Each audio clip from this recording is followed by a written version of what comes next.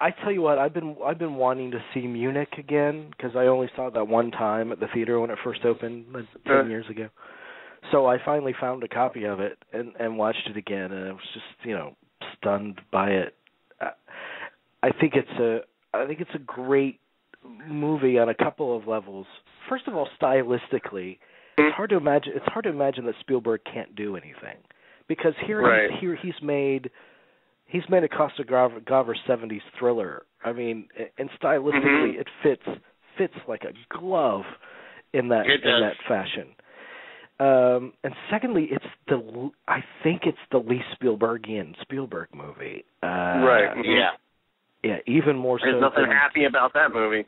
Yeah, absolutely. No, I would like to ask Terry Gilliam about that movie. That movie is not easy at all. No, it's his most Jewish movie. There's not even one. The closest thing that comes to like even slightly Spielberg is that moment at the bar. It's late at night, and Eric Bana comes up and talks to the woman at the bar, and there's something kind of slightly Spielbergy about that, but ever so slightly. I mean, extra slight. So, but you're right in that it's a really, really tough movie. And what I would say the only scene is the scene with the telephone and the bomb. Yeah, because and the little girl answers. That's the only scene that even comes close to anything. Because first and foremost, it's a thriller. He's making a thriller, a political thriller. So he doesn't flinch from that, and it needs those scenes. And then I went back and read some reviews of it, and a lot of people complaining that the movie's so repetitive, just them going to find somebody else to knock off, and that's on and on and on. I said, well, that's the point. It's like you're arguing against the movie because of its very point. Violence is just on and on and on, and there's a great exchange at the end between Eric Bana and Jeffrey Rush, and he's like, what, did I really accomplish anything? I mean, everyone that we killed is coming back tenfold. I mean, they're just replaced by someone else. And Jeffrey Rush says, "Why cut your fingernails? They'll grow back." And what a beautiful exchange, and so prescient, especially yesterday when this Syria stuff. Because I watched it yesterday before Obama spoke about Syria. So prescient about wartime and the cost of it and the futility of it. Mm-hmm. It also says something, it's very interesting you bring up Syria, and we talked about this because I remember watching Lawrence of Arabia with a friend of mine 11 years ago, and I said, you know what, it's only a matter of time before all these countries that were created out of the First World War fall in the Civil War. The really interesting thing about Munich is, well, yes, it's about land. It's not about religion. Remember, when the Israeli thing starts out, it has nothing to do with Islam versus Judaism. It's all about land. It's only in the 80s when you enter Hamas, which was sort of encouraged by the Mossad. You could say that the Hamas is actually a Jewish creation like the Golem that got out of control. They come back and bite the Jews in the ass, unfortunately. But this thing that's going on in Syria is very interesting, and in Egypt, because it shows you, wow, the Israeli-Palestinian thing isn't the be-all, end-all of Middle East relations. It has actually very little to do with it. This is about people being oppressed by monsters. It has nothing to do with the Israeli thing. That's the really most incredible revelation here. You didn't even need the creation of Israel to have this. This was going to happen regardless.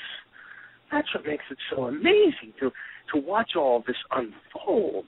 You're just like, wow, this is really, we haven't solved anything from the end of World War I. The Paris Peace Conference in 1919 is still kicking our asses. We're still paying for the sins of the First World War. That's Syria, that's Egypt, that's Iraq, that's Afghanistan. Hell, let's throw in India and Pakistan in there too. That's what's amazing about all this. We can't get past shit from over 100 years ago. Well, and so how do you make a movie about that? I mean, that's a brave. I think it's the bravest thing that Spielberg has done as a filmmaker. Oh, it's the best thing. No matter what choice he makes, he will get criticized on one side. He takes sides, he'll get criticized by the other side. He remains damning of both sides, which kind of he does. I mean, violence begets violence, and it's meaningless in the end.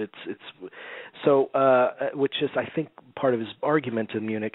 He'll get criticized for that. It's a no-win for him. No, it's a no-win, but it's also his most. I think it's also his most mature, his most honest. Yeah.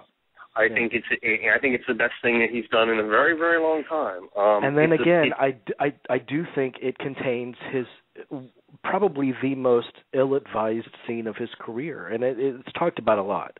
But it's the climax of the scene where he's making love. That's a really bad choice of word there for that scene. Yeah, well, and he's making love to his wife, and then you see how the Israeli terrorism plot worked out at the airport so tragically in '72 in Munich. So, and that happens. I understand logically why he does it, because even in the tenderest, most vulnerable moments with his loved one, he will never escape the haunting of that. I understand that, but the way it's done, it makes it seem like the only way he can climax is by thinking about about that terrible event.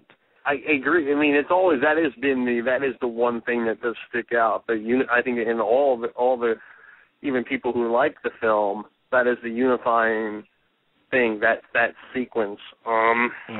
That movie's great. It still remains and it's great. in one of his best films, and also I think one of his least successful commercially, if I'm not mistaken. Well, it made $117 million worldwide, but it wasn't made for big grosses. You can't imagine it was made any for world where that movie would make big grosses. But and that's a good point to bring up. I mean, there are movies that are made that are, first of all, they're not for everyone. They're not They're not movies of mass appeal. Maybe Amistad did more or less. Maybe that. I think that did do less, actually. Yeah. But this one, it's his.